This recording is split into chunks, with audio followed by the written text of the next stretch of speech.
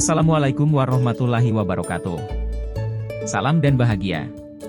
Terus bergerak, tergerak, dan menggerakkan. Saya, Surya Nugraha Sandi, calon guru penggerak Angkatan 9, dari SMPN 33 Konawe Selatan, Kabupaten Konawe Selatan, Provinsi Sulawesi Tenggara. Video ini adalah pemaparan tugas koneksi antar materi modul 1.4, Budaya Positif. Peran saya dalam menerapkan budaya positif di sekolah. Saya akan menjadi inisiator pelaksanaan budaya positif di sekolah. Menyebarkan pemahaman tentang budaya positif kepada semua warga sekolah, kepala sekolah, rekan guru, dan kepada murid.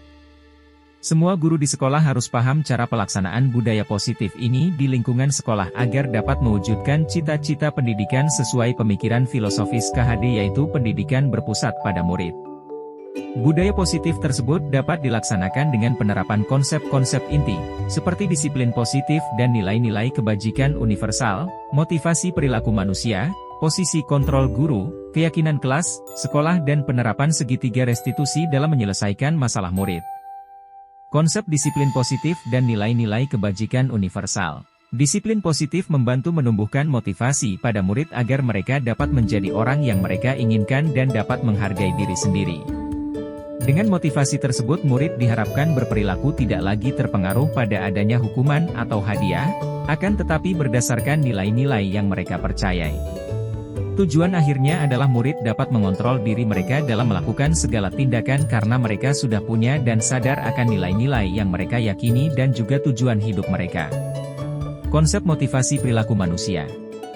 Motivasi perilaku manusia terdiri atas dua, yaitu motivasi eksternal dan motivasi internal. Motivasi eksternal yaitu untuk menghindari ketidaknyamanan atau hukuman dan untuk mendapatkan imbalan atau penghargaan dari orang lain. Sedangkan motivasi internal untuk menjadi orang yang mereka inginkan dan menghargai diri sendiri dengan nilai-nilai yang mereka percaya. Konsep posisi kontrol guru. Posisi kontrol guru terdiri dari 5, yaitu sebagai penghukum, sebagai pembuat rasa bersalah, sebagai teman, sebagai pemantau, dan sebagai manajer. Sebagai penghukum, guru menghardik, menunjuk-nunjuk, menyakiti, dan menyindir. Sebagai penghukum, guru berkata kalau kamu tidak melakukannya, awas ya. Sehingga menghasilkan murid yang memberontak, menyalahkan orang lain dan berbohong. Jika berhadapan dengan guru penghukum, murid berkata, biarkan saja, nanti juga marah-marah lagi.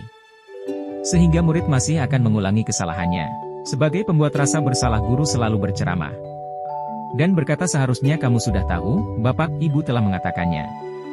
Sehingga menghasilkan murid yang menyembunyikan, menyangkal dan berbohong. Jika berhadapan dengan guru pembuat rasa bersalah, murid berkata, maafkan saya. Sehingga murid akan merasa rendah diri. Sebagai teman, guru selalu membuatkan alasan untuk murid-muridnya. Dan berkata ayolah, lakukan demi Bapak Ibu. Sehingga menghasilkan murid yang ketergantungan.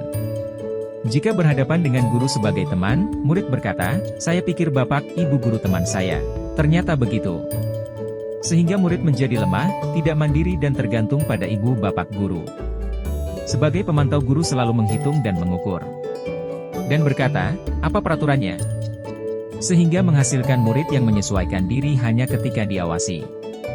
Jika berhadapan dengan guru sebagai pemantau, murid berkata, berapa banyak bintang yang harus saya peroleh? Sehingga murid menitik beratkan pada sanksi atau hadiah untuk dirinya. Sebagai manajer, guru mengajukan pertanyaan-pertanyaan. Dan berkata, apa yang kita yakini? Sehingga dapat menguatkan pribadi murid. Jika berhadapan dengan guru sebagai manajer, murid berkata, bagaimana caranya saya memperbaiki keadaan? Sehingga murid dapat mengevaluasi diri dan tahu cara memperbaiki diri. Konsep keyakinan kelas sekolah. Guru harus berperan aktif dan memastikan terbentuknya keyakinan kelas sekolah dengan memperhatikan saran dan masukan dari murid.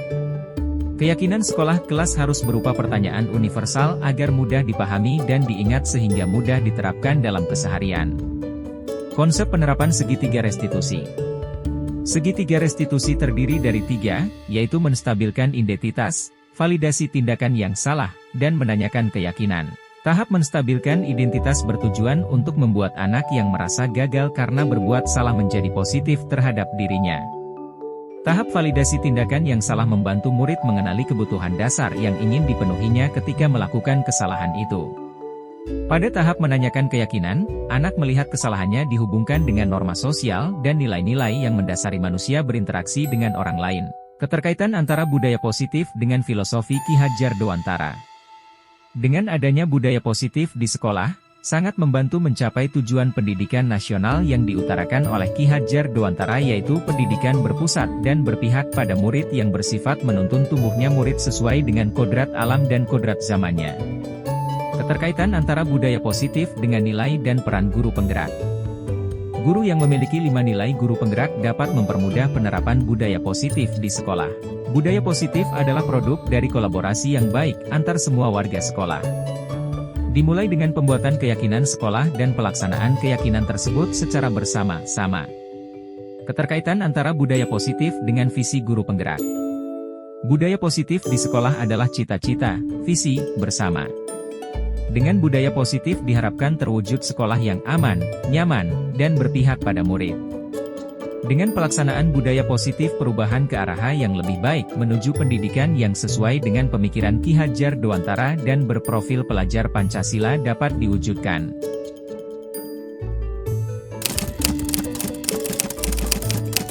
Dengan berperan sebagai manajer dalam penerapan segitiga restitusi untuk menyelesaikan masalah murid, guru harus memahami tentang kebutuhan dasar manusia dan nilai kebajikan universal.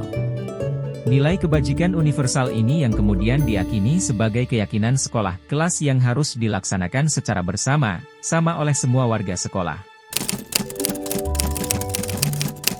Guru dapat mengontrol murid adalah ilusi. Kritik dan membuat orang merasa bersalah dapat menguatkan karakter adalah ilusi. Semua penguatan positif efektif dan bermanfaat adalah ilusi. Orang dewasa memiliki hak untuk memaksa adalah ilusi. Memberi penghargaan sejatinya sama dengan memberi hukuman. Setelah mempelajari modul ini, saya menyadari bahwa dalam penerapan budaya positif, harus melibatkan murid dalam perencanaan dan pelaksananya. Murid harus ikut terlibat dalam pembuatan keyakinan kelas, sekolah, bukan hanya menjadi objek pelaksana keyakinan tersebut. Pembuatan keyakinan kelas yang hanya bertahan pelaksanaannya selama 3 pekan. Penyebabnya, belum ada perencanaan yang matang sehingga kurang terkontrolnya pelaksanaan keyakinan kelas tersebut. Tertantang dan kembali bersemangat untuk membuat dan menjalankan keyakinan kelas secara teratur sesuai dengan prosedur yang seharusnya. Saya harus mensosialisasikan terlebih dahulu tentang cara membuat dan pelaksanaan keyakinan kelas kepada semua rekan guru dan kepala sekolah, agar semua pihak dapat menjadi kontrol dalam pelaksanaan keyakinan kelas tersebut. Hal baik yang sudah ada, murid memiliki semangat dalam membuat dan melaksanakan keyakinan kelas. Hal yang perlu diperbaiki, pemahaman kepada semua warga sekolah tentang keyakinan kelas agar pelaksanaannya dapat konsisten dan berkelanjutan. Sebelum mempelajari modul, saya berposisi sebagai penghukum. Perasaan saya merasa senang, karena murid menjadi berubah. Tapi ternyata hanya berlangsung sementara saja, karena perubahan yang terjadi tidak berasal dari motivasi intrinsik murid. Setelah mempelajari modul, saya berposisi sebagai manajer. Saya juga merasa senang dan puas, karena murid menyadari nilai yang mereka langgar dan bertanggung jawab untuk memperbaiki kesalahan yang mereka buat. Tahap validasi tindakan yang salah dengan menanyakan kepada murid, coba ceritakan, apakah alasanmu kamu lakukan hal ini? Kolaborasi antar seluruh warga sekolah serta tersedianya sarana dan prasarana yang memadai sehingga lingkungan sekolah yang aman, nyaman dan berpihak pada murid dapat terwujud. Demikianlah pemaparan pada video ini, sekian dan terima kasih.